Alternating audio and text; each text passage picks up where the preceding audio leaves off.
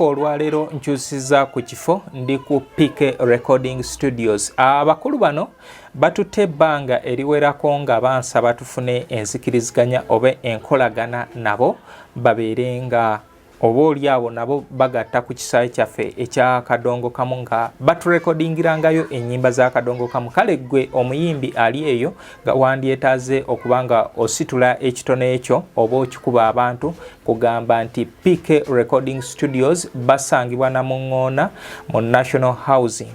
Jangu bakukolere oluyimba lwo olwa Kadongo Kamu oboolyawo naawe otegeerekeke oba osobole okusomesa ensi. PK Recording Studios ekyenjawulo kyembalabyeko nti bo gwe omuyimbi oli waddembe okujja n'omukubi wo owazi gita n'akukubira gitaazo n'ateeka mu gundi, kubanga ekintu ekyo kibadde kibuzeewo mu Kadongo Kamu, kibadde tekiriiwo mu Kadongo Kamu nga okusinga bakuba keyboard, eno ye keyboard nga gye bakuba mu luyimba lwonna, nga buli kintu ebeera programming wenjogera eva wano ku keyboard eno gyenkutte nedda wano ku computer nti programming abo programmings kati ekyo bo bagamba kubanga twasooka kubeera nga nti tulina okuzzaawo enkola ya Piga Twende. Piga Twende omuyimbi yalinga ku microphone kuno ng'ayimba nga mu budde bwe bumu ne producer eno akwata amaloboozi ate nga abakubi b'ebivuga nga nabo bakutte ebivuga byabwe banyonyogera. Kale yenkola gye tugenda okuba nga tukola mu PK Recording Studios. Sente si nnyingi okusinzirira ku nzikiriziganya. Kadongo Kamu ffe tetulina nnyo sente emitwalo 25 naye ng'ateera nti basobola okubeera nga bateesa naye nga emitwalo 25 oba okwata oluyimba mu PK Recording Studios. PK Recording Studios omuntu agenda kwebuuza yali ekutteko ku luyimba lwa Kadongo Kamu? Ansa eri nti yes, yali ekutteko ku luyimba olwa Kadongo Kamu okugeza waliwo oluyimba luno ono wembaseerabidde ono ye Wire Mulwana Mukaabya, ono Wire Mulwana Mukaabya. Tawanye n'abakazi buli bwenfuna abakeeki munnemesa tolaba bwenkoze abakazi abo bwe bakoza nagejerawa nga buli kadde tuva mu nnyombo. Kale Wire Mulwana Mukaabya oba oyinza okulowooza yali agamba nsi naye nga oluyimba baluyita Ntawanye n'abakazi okuva ewa Wire Mukaabya. Wire Mulwana Mukaabya alukoledde wano ne projects endala naye njagadde sofa nkulage ekimu ku ekyo ate ekirala lwaki siteekamu nnyimba nti copyright bagikwata kubanga oyinza n'okwesangaako n'ako akatono akayiseemu nga basobola okankwatira.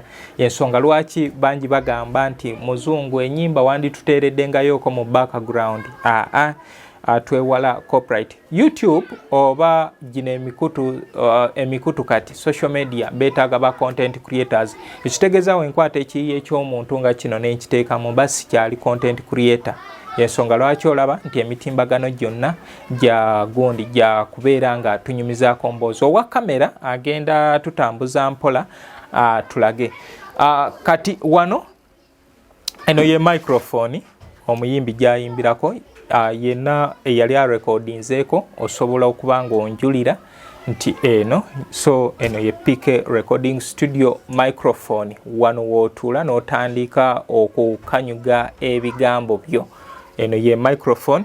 Kati waliwo keyboard eno keyboard ntegeezeddwako nti yo ya bano abaagala okuba nga muyiga okukuba ebivuga naddala eno keyboard yabo abaagala okuyiga balinawo lessons. Kale gwe omuzadde yenna ali eyo osobola okuleeta omwana mu luwummula luno n'abanga ayiga okubeera nga akuba ebintu bino. Waludda wano eno ye keyboard ya studio,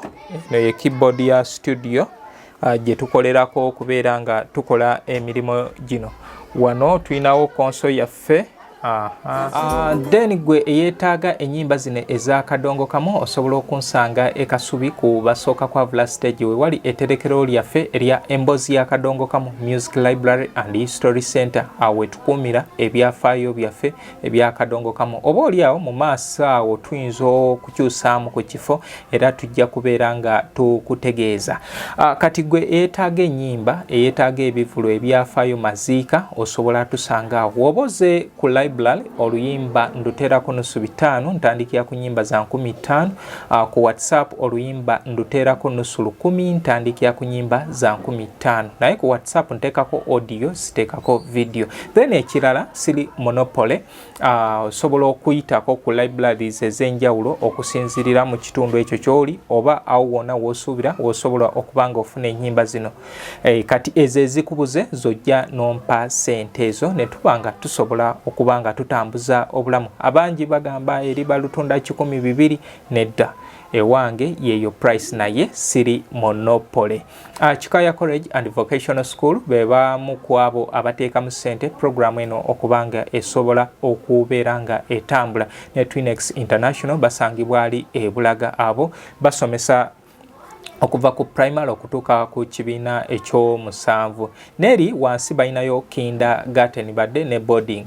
Kati wogenda ku Chikaya College and Vocational School basomesa arts ne sciences kw'osa na gino emirimu egy'emikono badde ne boarding nabo osobola okuba nga otwala omwana. Eri gwe eyetaaga okuzimba oba eyetaaga ettaka ansa eryemu Kirabo Property and Construction Services Limited. Abo basangibwa Matuga genda ofune plot owone obupangisa. Plot zaabwe zitandikira ku kakadde kamu n'ekitundu. Gwe ali ebweru nga wandyetaaze okomewo nga baamala dda ennyumba okugikuzimbira okusinziira ku ekyo ky'oyagala ansa nkugamba nti genda mu Kirabo Property and Construction Services Limited babeere nga basobola okuwundira amaka ago ag'ekirooto kyo. Abakirabo tubeebaza okubeera nti bwe basuubiza batuukiriza ate balina poloti kuvira ddala ku mufuna mpola kuvira ddala ku $1,200,000 okutuukira ddala ku ssente zoyinza okulowoozaako.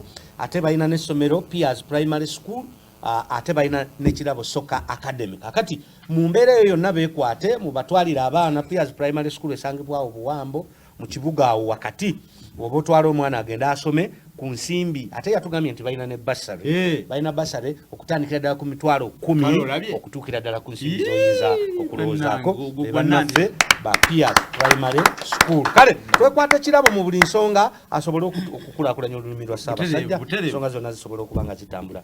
Banyawo ne basaba. Okay.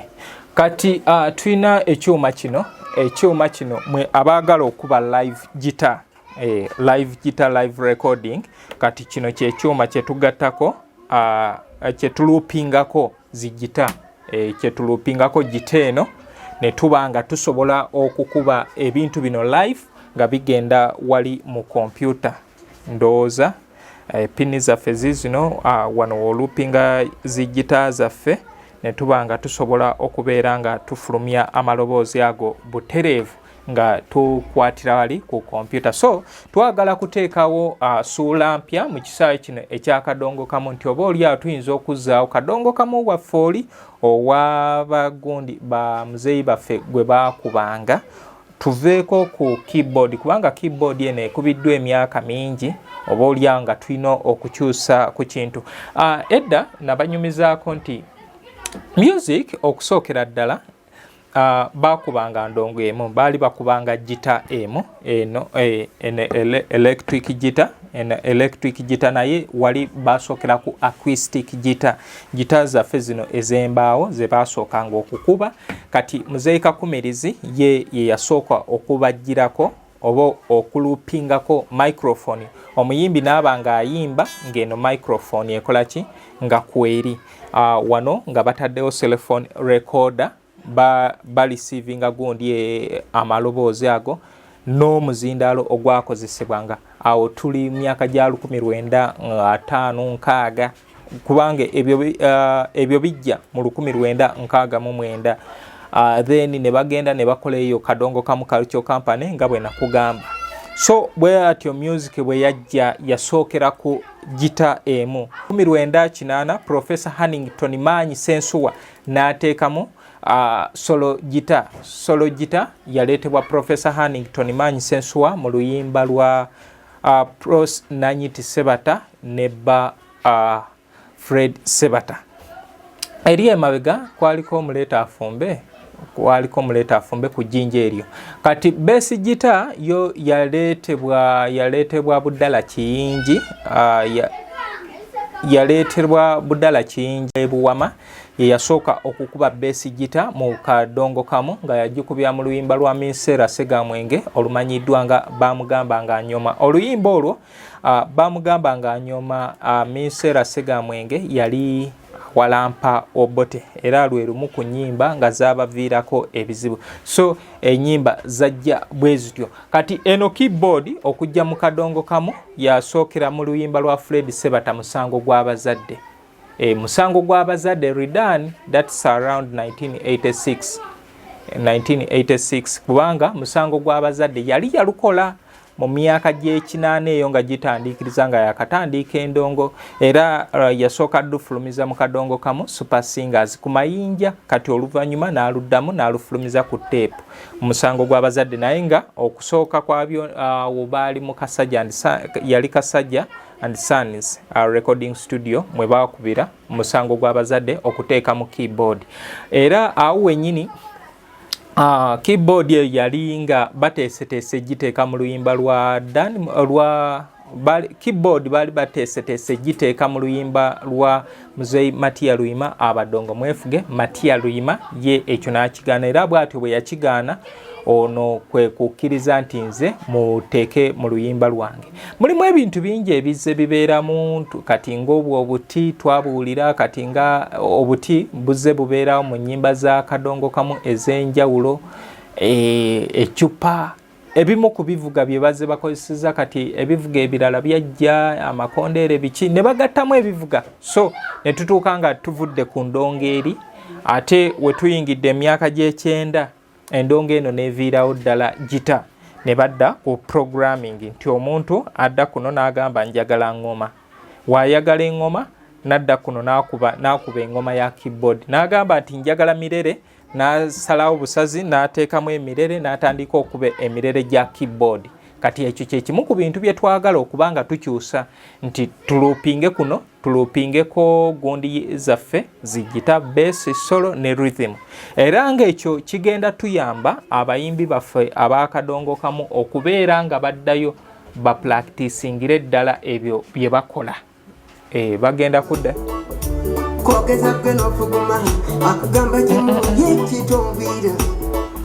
bagenda kuddayo bapracticingire ddala kubanga bino ebivuga bazimba bizimbe nti olina okutuula gwe producer, olina okutuula n'osooka n'oyita mu bano bye baakoze, omuyimbi alina okutuula n'abakubi be ne batwalira ddala obudde okuzimba emboozi ey'ebivuga ebitambula n'oluyimba, kubanga gwe omuyimbi ojja sooka okole ki, okole oluyimba lwo olumasteringe. Womala okumasteringa olwo onoonya abakubi bo bamuzeeyi Sekidde ndowooza ku rhythm wooli, Professor Hannington Manyi Sensuwa waali, ba David Mukwaya weebali, ba Kasanga weebali, bajja kubeera nga ba Muzeeyi John Rutaya, bajja kubeera ano ba makulu ba Fred Mbalire kojja wano emirimu gijja kubeera nga gikoze eki nga gituuse. Ate kino kigenda kuleetera n'abayimbi okubeera nga baddayo bayige ebivuga,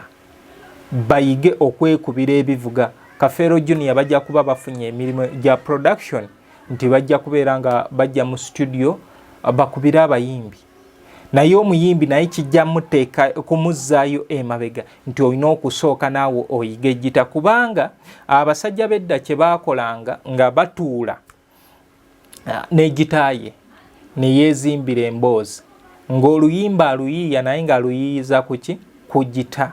Ekitaliiwo mulembe guno nti oli atambula butambuzi najja ku Pika Recording Studio n'agamba munnaye nkubiranga basudde we yakuba.